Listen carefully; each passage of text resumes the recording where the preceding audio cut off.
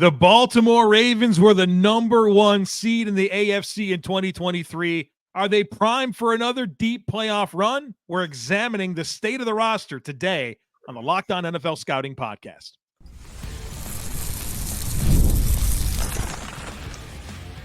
You are Locked On NFL Scouting with the Draft Dudes, your daily podcast for NFL and college football scouting.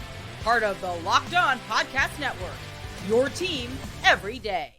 What's better than this? It's guys being dudes here on the Locked On NFL Scouting Podcast. We're the Draft Dudes. I'm Joe Marino from Locked On Bills. He's Kyle Crabbs from Locked On Dolphins. And we are your NFL experts here with you daily to talk team building across the league on the Locked On NFL Scouting Podcast with the Draft Dudes, part of the Locked On Podcast Network, your team every day. Want to issue a big thank you, shout out, and welcome to our everydayers. Those of you who make Locked On NFL Scouting your first listen every day, we appreciate y'all being here very, very much. Today's episode is brought to you by FanDuel, America's #1 sportsbook. Right now, new customers can get $150 in bonus bets with any winning $5 bet. That's $150 with any winning $5 bet. Just visit FanDuel.com/lockedon to get started. Joe, this is one of our more popular content series last year that we did, and it's back. And for those of you who may have missed it last year, we do a deep dive. Joe and I each independently watch the film on any given team. Today is the Baltimore Ravens. And we put the players on the roster, as of right now, into buckets. And those buckets are roster cornerstones, which is kind of the players who build your roster around in a vacuum. Quality starters, adequate starters, rookies, incomplete evaluations, replacement level players, practice squad caliber players, and non-NFL roster caliber players. It's kind of the descending order in how good of a bucket we can put you in. And then we, at the end, and this is not something that you guys are going to get here on the show, this is more of just the conversation on the team. We have numerical values and positional weights, and there's a whole formula that spits out this number that grades your roster.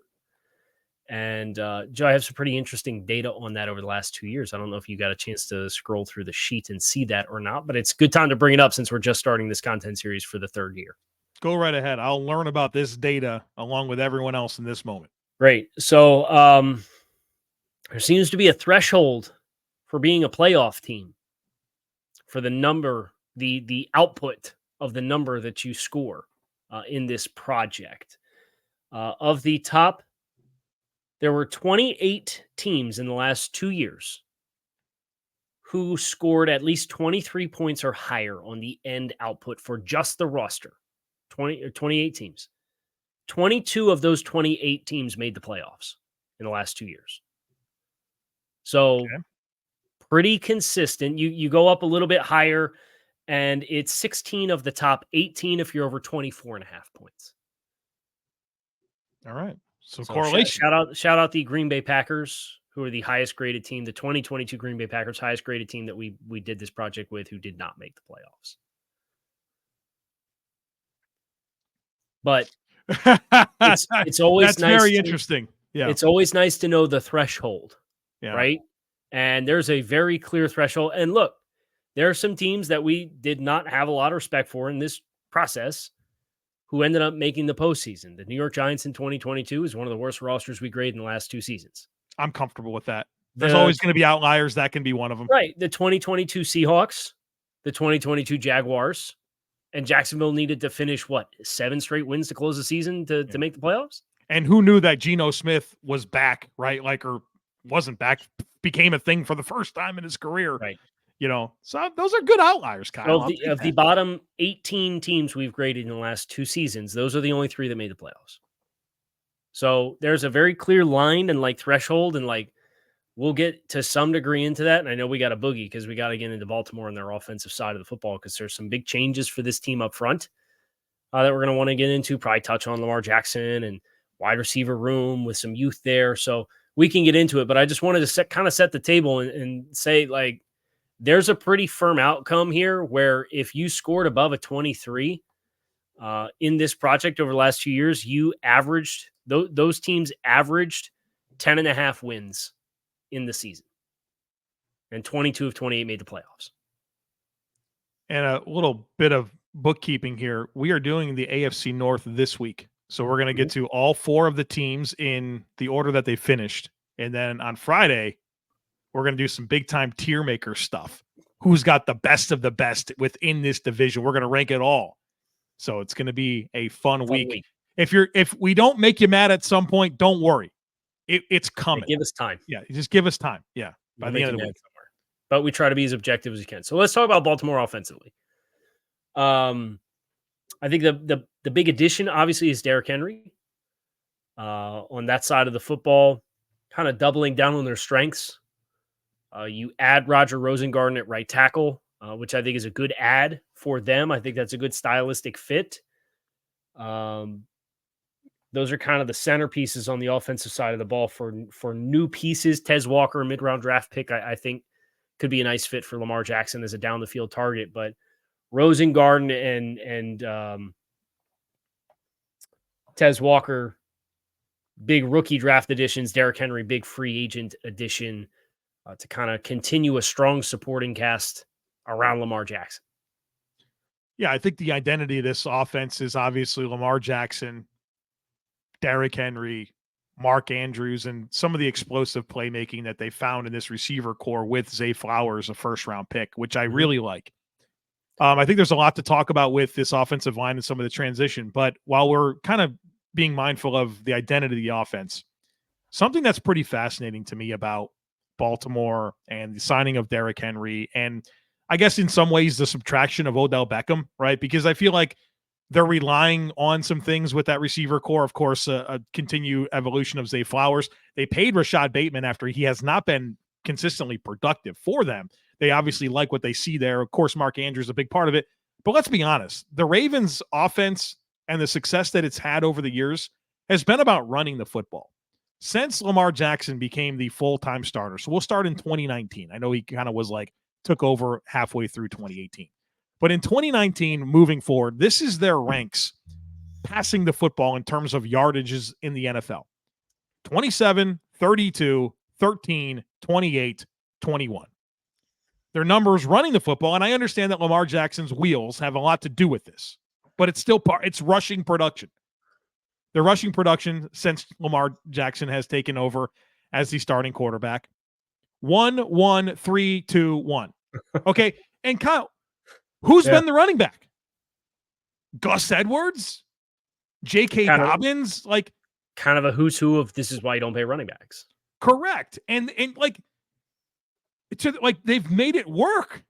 And Justice Hill having to get some time last year, like they bringing in Melvin Gordon and Dalvin Cook, to try to get something. Like, I can appreciate the choice, and I'm not a pay running backs guy. Like, I'm definitely not that.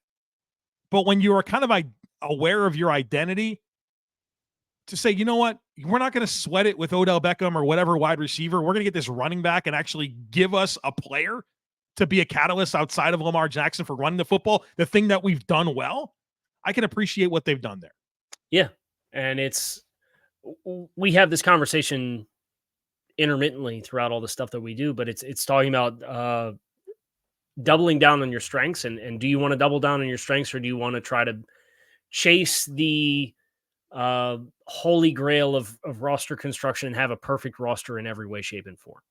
Right? Or are you going to say, hey, look, every team's going to have some challenges.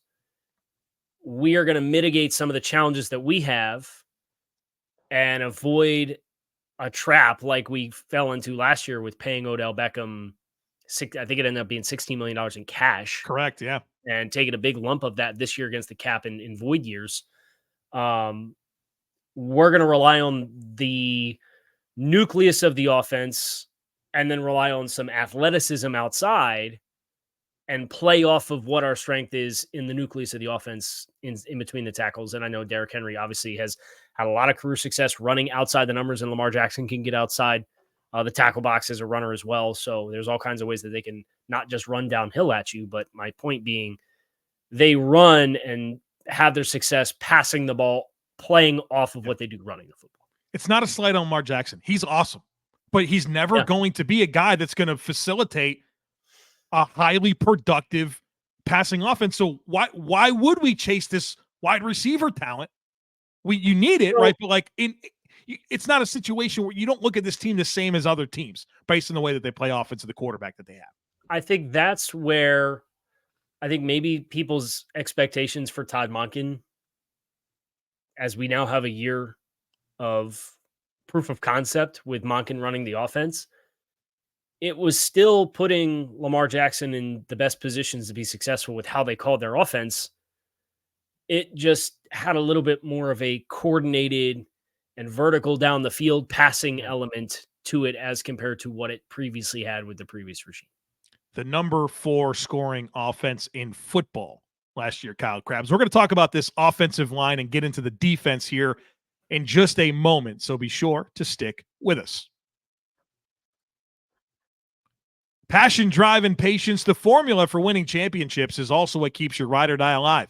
eBay Motors has everything you need to maintain your vehicle and level it up to peak performance. Superchargers, roof racks, exhaust kits, LED headlights, and more. Whether you're into speed, power, or style, eBay Motors has you covered. With over 122 million parts for your number one ride or die, you'll always find exactly what you're looking for. And with eBay Guaranteed Fit, your part is guaranteed to fit your ride every time or your money back. Because with eBay Motors, you're burning rubber and not cash. With all the parts you need at the prices you want, it's easy to make your car the MVP and bring home huge wins. So keep your ride or die alive at ebaymotors.com. Eligible items only. Exclusions apply. eBay Guaranteed Fit only available to U.S. customers. So Lamar Jackson, second NFL MVP. Team really felt like they were assembled for the deep playoff run last year. And one of the domino effects of paying Lamar, and I've done a lot of quarterback contract work recently. Lamar took home $80 million in cash last year. Healthy. $72.5 million signing bonus, largest active signing bonus in the NFL. But you consider names like Beckham and Zeitler and even John Simpson, who was supposed to be the replacement for Ben Powers and came in and was a functional starter for them. But he leaves and gets what, $9 million per season from the Jets? Yeah. You have some attrition here. You got to be fired up about getting Mark Andrews back healthy after the injury that he had that cost him a significant chunk of the season. I'm hopeful that we'll get to see Keaton Mitchell back at as close to full strength as you could possibly expect, because I thought he brought a really electric element to that offense. But this offensive line, when your identity is powered by running the football, I look at the guys that are stepping into those spots on the interior, and I think that's going to be a big piece of how successful this offense can be in year 2 under Monken. There's a lot of turnover with this offensive line. 3 starters. Morgan Moses is gone too. Yeah. Kevin Zeitler, and John Simpson. Now, the good news for Baltimore is I feel like you have a lot of options, whether that's Andrew Voorhees in his second season after, of course, we knew he was taking a redshirt year. The young player out of Oregon whose name is very difficult to pronounce that I'm not going to try. You have Ben Cleveland, who's played some games for you, and identity he kind of fits, right? You brought in a Josh Jones. I think between those 4 guys, you kind of figure out your interior guard situation. But the one thing that I wouldn't sleep on if I'm Baltimore, you'd be hard to convince me that Patrick McCarry's not one of your best 5 offensive linemen. I would agree. You got to find a spot, in my opinion. And I think that's difficult at left tackle because if Ronnie Stanley's healthy, that's your left tackle. But Roger Rosengarten's not going to prevent me from putting him at right tackle. And keeping in mind, McCarry's played every spot. He's played all 5 spots on this offensive line. Certainly Tyler Linderbaum is your center. I think you got to start this offensive line by figuring out where you're going to put Patrick McCarry, because I think that's your piece here that makes the rest of it come together. If he's one of your starting guards, then you've got all of those other guys we talked about for one spot, and I think that's pretty healthy. Right, and that's that positional flexibility. You know, positional flex offensive linemen are more valuable now than probably ever when you consider the roster crunch that you're going to experience for special teams and.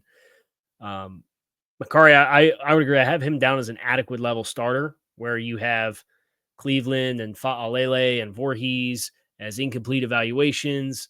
And then Josh Jones, I have down as a quality depth option for them along the offensive line. Kind of an interesting career progression for him.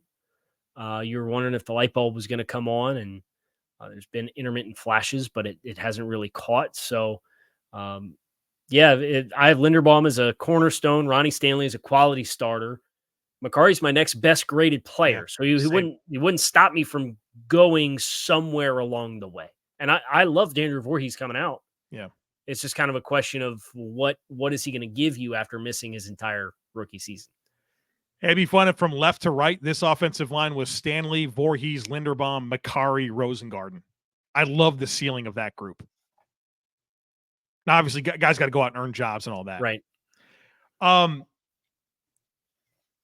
Anything else on this offense? Like, is quick shout out to Isaiah Likely? I know, dude. Baller. Would be a starter for X number of teams in the NFL at tight end. Probably at least 20. But that's such an important part of this. That's an important part of this conversation. Yeah. With their wide receivers. I think you can look at Zay Flowers, Nelson Aguilar, Rashod Bateman, think to yourself, yeah, I don't know. Don't forget about Mark Andrews. Don't forget about Isaiah Likely. Don't forget about Derrick Henry. And this, that's part. Those guys are going to be parts of this offense. And Ricard too. Yeah. As a supersized fullback that just presents a lot of math problems for his size and what he's able to do against NFL defensive linemen as a quality starter. That three-headed monster of kind of positionally ambiguous players in Andrews, Likely, and Ricard is why I don't lose a lot of sleep knowing that either Nelson Aguilar or Rashod Bateman's my second wide receiver behind Zay Flowers. All right, let's transition to the defensive side of the football where Zach Orr takes over as the defensive coordinator. Of course, Mike McDonald, the head coach in Seattle. A lot of transition here for this defense. Of course, there's a lot of staples, but at the safety position at linebacker, even off the edge, you got some transition here. I think obviously your defense is built around the cornerstones, Justin Madubuike, and the unbelievable season that he had last year. Mm-hmm. I thought we fairly graded him as a quality depth player entering last season. And I think we're fairly grading him now as a franchise cornerstone. That's an unbelievable ascension. Of course, Roquan Smith, your guy on the second level, Marcus Williams and Kyle Hamilton, arguably the best safety tandem in the entire NFL. But to me, some of where this goes is you're relying on Trenton Simpson, right, to step up at linebacker next to Roquan Smith with Patrick Queen no longer in the mix here. Jadeveon Clowney had a phenomenal year for you, and I think Kyle Van Noy has provided a nice floor as a guy opposite of Odafe Oweh. But who's going to emerge as that third pass rusher? Can you stay healthy at corner? That's helpful now that you have added Nate Wiggins and TJ Tampa. So there's a lot that kind of needs to come together here for this defense, although you can recognize a lot of franchise cornerstone caliber talent.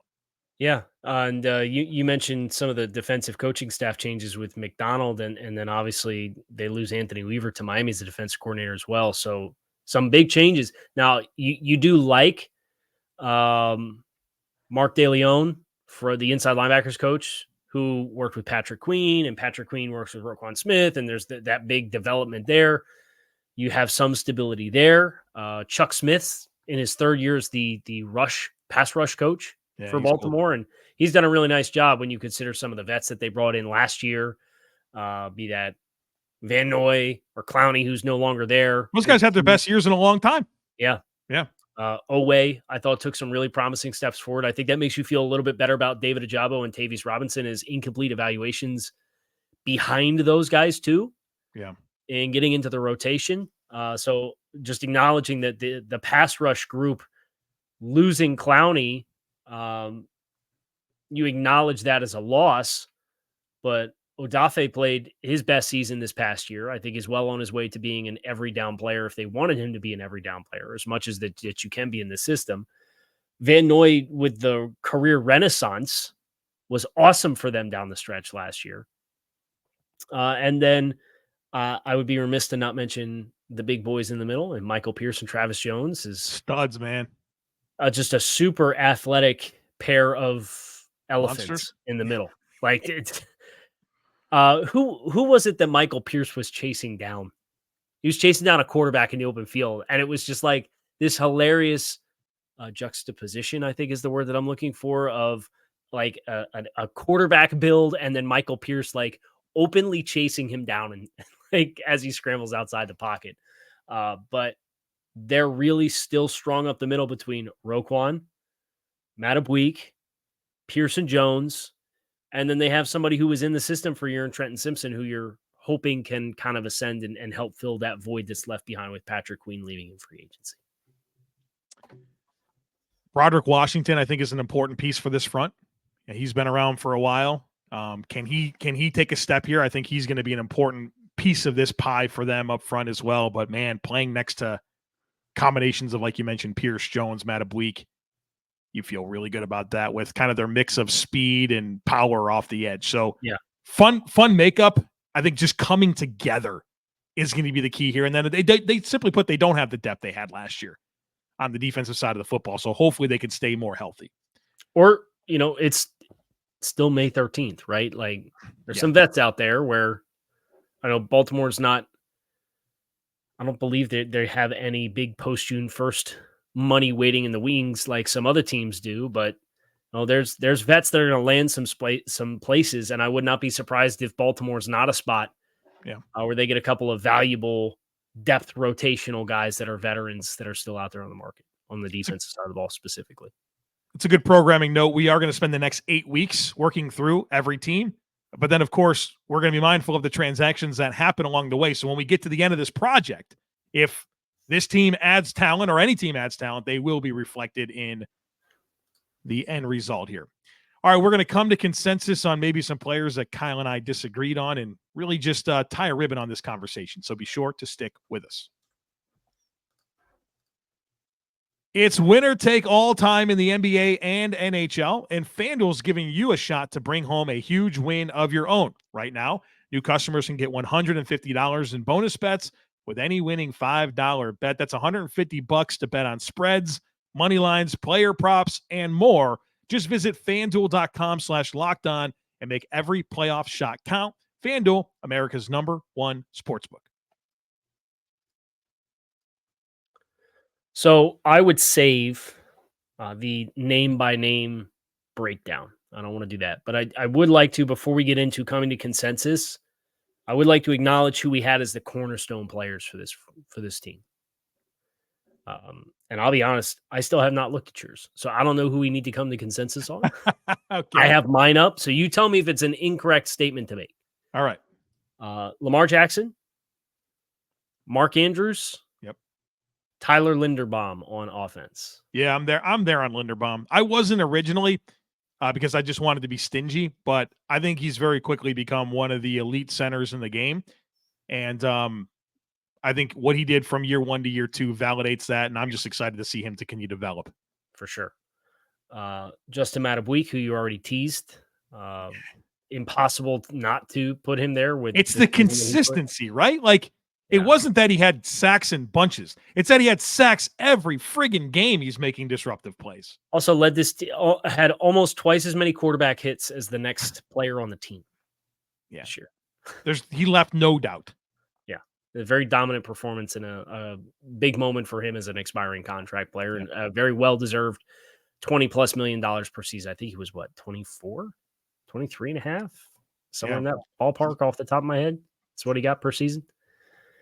Roquan Smith, Kyle Hamilton, who I would say everything that you said about Tyler Linderbaum is applicable to Kyle Hamilton.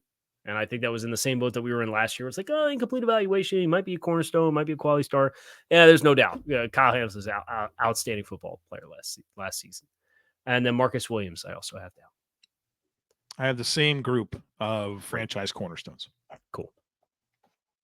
So who do we need to figure out?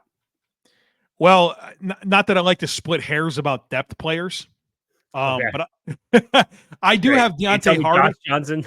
yeah, we're not doing that, right? Hey, credit to Josh Johnson. He's on a team at this point. I mean, when does that ever happen? About 4 months ahead of schedule, right? Right, yeah. Congratulations. I would say this about Deontay Hardy, who I labeled as quality depth. No. I don't know. I don't believe in Deontay Hardy as a big-time volume piece of your offense. but I do think that he's one of the best punt returners in the entire game. And it's not just that he makes explosive returns. It's that he's an outstanding ball handler and decision maker, which I think is more important than explosive returns. So I think his status as a top-tier return man gets him the purple label for me. You talked to me last week. It said Deontay Hardy made one play all season long and just happened to come in week 18. Yeah, in terms of like game-changing plays, but he was an excellent punt returner all season long. And he had a big turf toe injury for the Saints 2 years ago. I think 2 years removed from that, plus the floor of being an elite punt returner when you just lost Devin Duvernay. I think he's at least a purple for me. Okay. That's I will not pitch. fight. I will not fight you on Deontay Hardy. Well, we'll put him as a purple. And as the guy that the Bills cut, he's on a 3-year deal. Like, I'm sitting here pounding the table for a guy that I could potentially be mad at, you know? Well, you wouldn't be mad at him. You'd be mad at the team who parted ways with him. Well, yeah, but, you know. All right, so that's our special teams come to consensus. Did you mention Ronnie Stanley?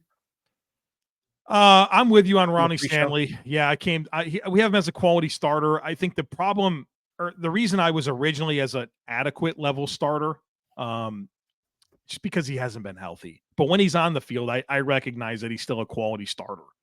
Yeah, so here's kind of, and this is my ideology on it. And you and I talked earlier today about how we're going to handle a number of different situations. I think a player like that, where you consider he played the most games he's played since 2019 when he was an All-Pro, but 6 games, 1 game, 11 games, 13 games. That's the last 4 years for Ronnie Stanley. When you have that depth of availability question, I can in good conscience put you as a cornerstone. Like I'm going to apply the same principle to Teron Armstead as another player who, when he's out there, it's like, yeah, he's one of the best tackles in the game. But if there's that consistent availability question, I think that does kind of put the glass ceiling on you as a quality starter, where you're an asset for sure. But I can't consider you a cornerstone that's one of the foundational pieces of the team if you're going to miss 2 months out of the season every year. I'm not sure how much time you want to spend debating Arthur Mole, who I have as a quality. You have him as an adequate starter. Yeah, I think in the nickel, I think he can. I think he could be a nice asset for you there. And I think that's an important spot for Baltimore when you consider, obviously, Kyle Hamilton and his versatility. He'll take snaps there for sure. But they did lose Geno Stone as their third safety. Yeah. And behind that, it's Sanusi Kane and Bo Braid. It's a couple of late-round rookies and Ardarius Washington. Like, I think that spot, that nickel spot, will carry some value for Baltimore, especially in weeks when they're going to go against 11 personnel. I think he's a nickel-only corner, but I think that he's a pretty instinctive and quick-footed nickel corner, and because of that, I did have him down as an adequate starter with the intention of he's a nickel player. I would love to leave at least my part of this conversation with this thought about Baltimore. Yeah. I think expectations should be high for Baltimore. We just announced that they're going to play the season opener against the Kansas City Chiefs. Yep.